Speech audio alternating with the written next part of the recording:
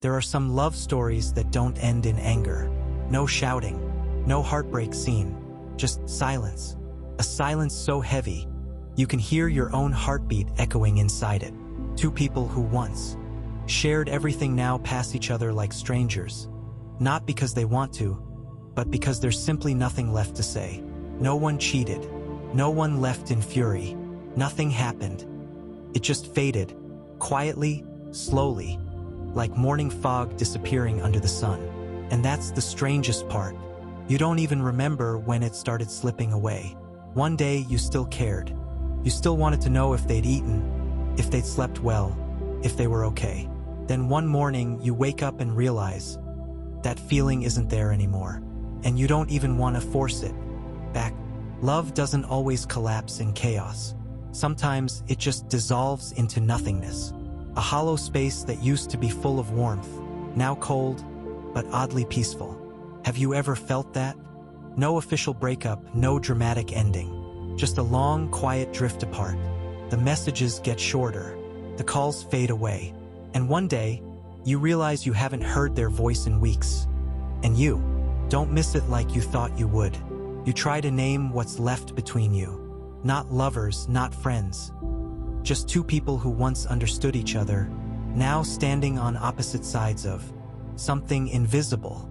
I used to believe that every relationship ends for a reason. Someone lies, someone leaves, someone breaks something that can't be fixed. But sometimes, there's no reason at all. No explosion, no betrayal, just the quiet, steady fading of something that once felt endless. And maybe that's the part that haunts you most. Because you can't blame anyone. You can't hate them. You can't even cry for too long because deep down you know this isn't anyone's fault. It just stopped being alive. And somehow that emptiness hurts more than anger ever could. You start asking yourself questions like, was it even love if it could vanish this easily? Did I mistake comfort for connection? Or maybe we both stopped trying without realizing it. No one prepares you for that kind of ending. People teach you how to fall in love, how to flirt, how to communicate, how to keep the spark alive. But no one teaches you how to deal with love. That simply fades. You don't know whether to hold on or to let go. Because holding on feels heavy, but letting go feels like erasing a part of your life. Someone once said, as long as you still hate them, you still care. But when you feel nothing, when even hate is gone, that's when you truly understand what letting go means. Maybe nothing isn't really emptiness. Maybe it's the final form of something that once overflowed. A river that ran dry after giving everything it had. A flame that burned so long it turned to ash. And maybe that's not a tragedy. Maybe it's just the truth. The quiet truth that all things, even love, are meant to transform. Not every ending is meant to break you. Some are meant to free you. When something ends quietly, it doesn't feel real at first. You tell yourself, we're just taking a break. You check their social media, scroll through old photos, replay old voice notes, not because you expect anything to change, but because you're still trying to understand how something that once felt infinite could just stop. It's like walking through an empty house after you've moved out. Everything is gone, but you can still hear the echoes. The memories hang in the air. A laugh in the kitchen, a whisper in the dark, a hand you used to reach for without thinking. And you realize the hardest part isn't losing them. It's losing the version of yourself that existed when they were around. You start missing the person you were when you were loved, because that version of you felt alive. Every text was a spark, every plan was a purpose. Now you're just here, existing, trying to fill your days with something that feels like meaning again. And you know what's strange? It's not sadness that stays. It's numbness. You keep waiting for the breakdown that never comes. For the night when you cry until you can't breathe. But it doesn't happen. Because how do you grieve something that didn't die suddenly, but slowly disappeared right in front of you? You look for closure, that one conversation that will explain everything. But there isn't one. No final scene.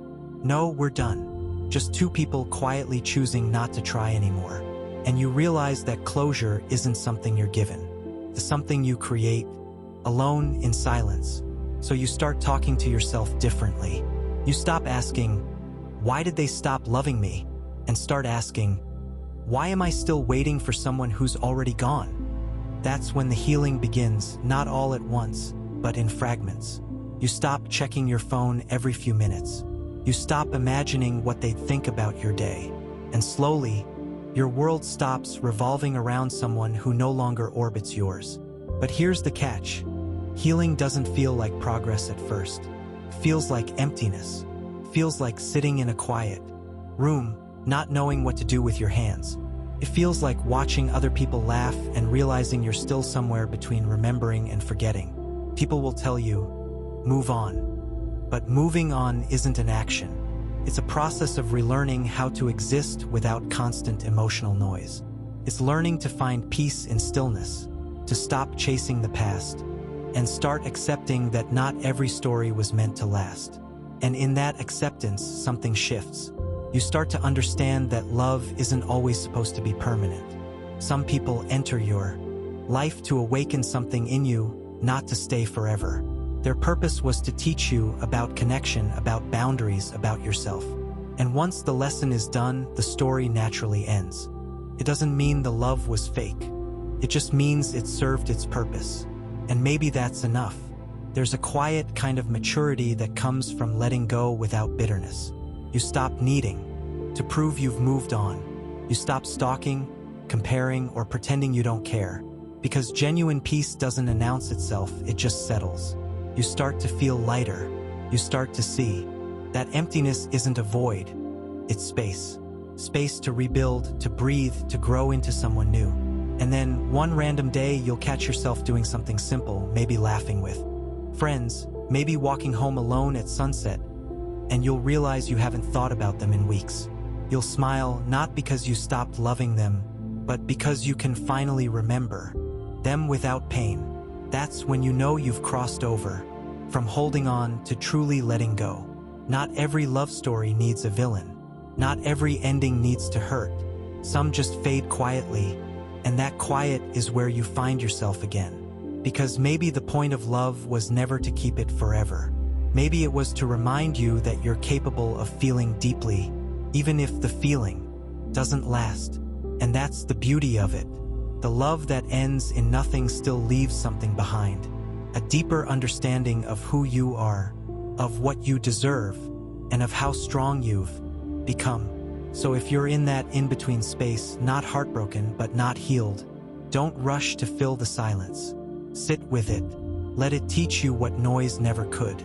Because one day that silence will stop feeling empty. It will start feeling peaceful. And when it does, you'll finally understand. Love doesn't always end in hate. Sometimes it ends in nothing. And that nothing is exactly what sets you free. You know what nobody tells you after love fades? You don't immediately become stronger. You don't wake up one morning suddenly healed, glowing, or better off. What really happens is quieter, slower, and a little confusing. You wake up one day and realize you have all this extra space inside you. Space that used to belong to someone else. Their laughter, their habits, their plans. Now it's just empty. And at first, that emptiness feels uncomfortable. You want to fill it fast with distractions, new faces, maybe a new niche of life to throw yourself into.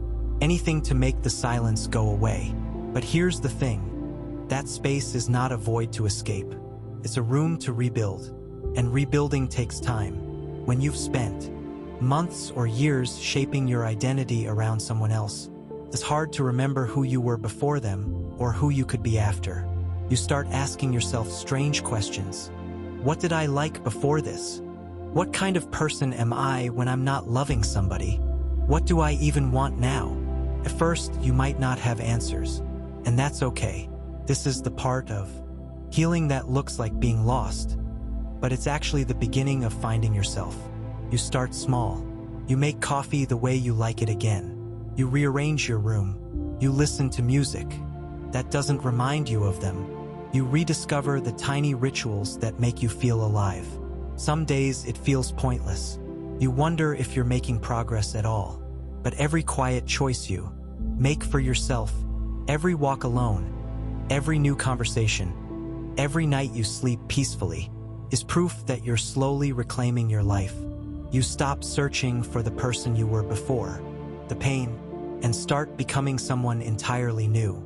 Not the old you, not the version they loved, but the version you build from your own growth and solitude. And that's where true healing hides. Not in forgetting them, but in remembering yourself. You'll notice something shift in the way you think. The memories stop feeling like open wounds and start feeling like closed chapters. You can revisit them without drowning. You start realizing that peace doesn't come from deleting the past, but from accepting it as part of the story that shaped you.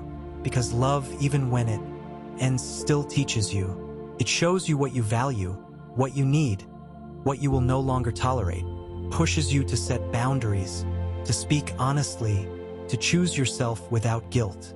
You learn that you can be soft and strong at the same time, that you can care deeply and still let go when something no longer grows you. That detachment doesn't mean coldness. It means clarity. And slowly, that space inside you, the one that once felt like an ache, starts to feel like freedom. You begin to fill it with purpose. You pour yourself into things that make sense to you. Your craft, your friends, your own niche, whatever corner of the world feels like yours to build. And suddenly, life starts to expand again. You realize you can still feel joy, not the explosive kind that depends on someone else, but the steady kind that comes from simply existing, from knowing you can stand on your own. There's a quiet confidence that comes with surviving something that once broke you. You start trusting yourself again, trusting your strength, your instincts, your ability to rebuild.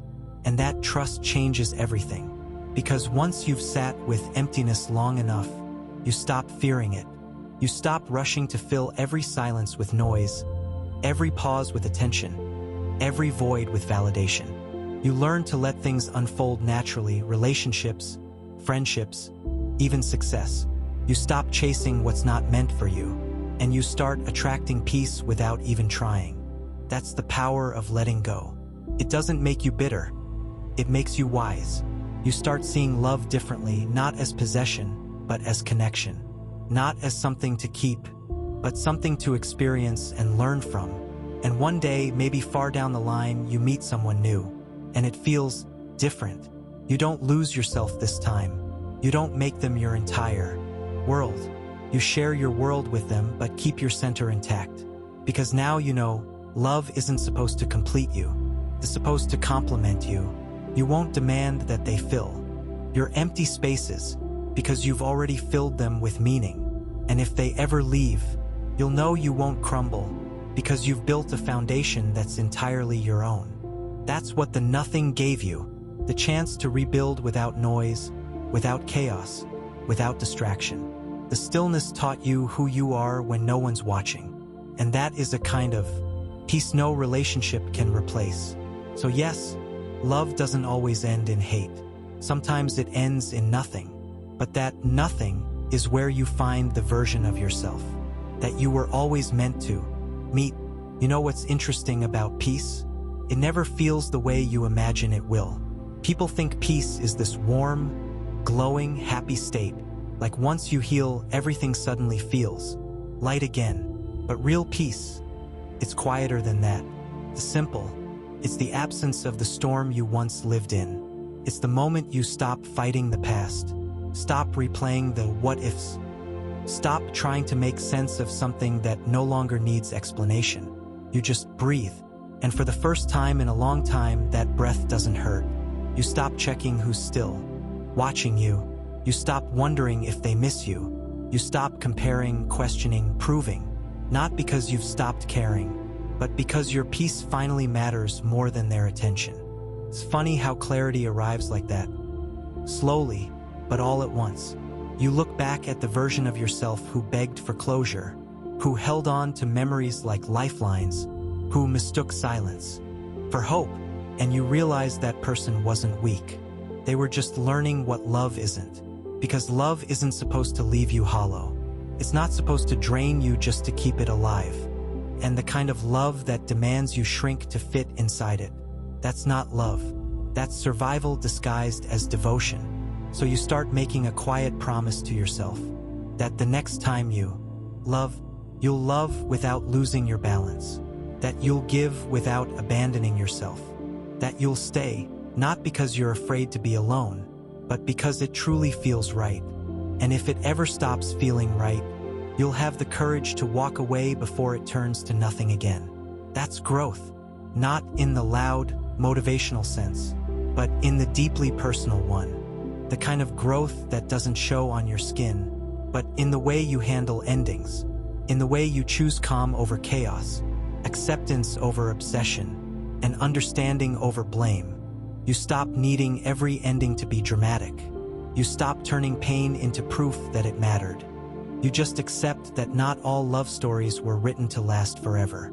Some were written to shape you, to wake you, to help you remember what you deserve. And when you can look back on something that once broke you, and instead of bitterness, you feel gratitude, that's when you know you've healed. Gratitude doesn't mean you wanted it to end. It means you can finally see the gift inside. The ending. Maybe that relationship taught you patience. Maybe it taught you boundaries. Maybe it taught you how to be alone without feeling lonely. Or maybe it simply showed you what it means to care deeply even when it doesn't last.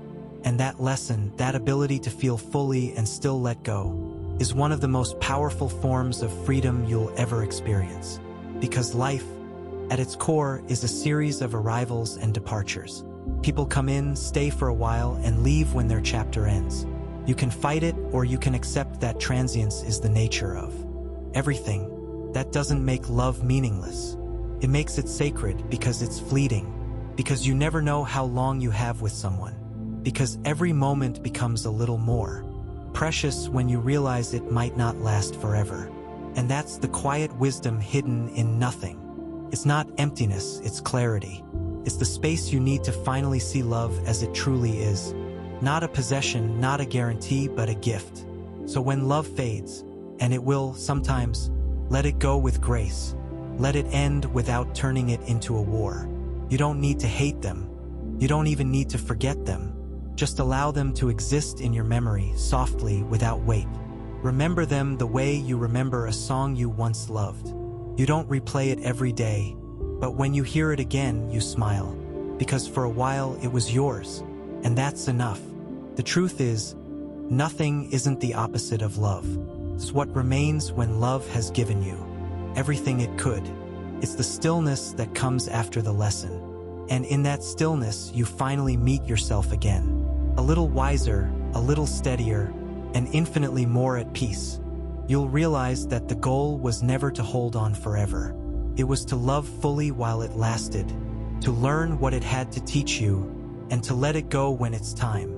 Because sometimes, letting go isn't losing.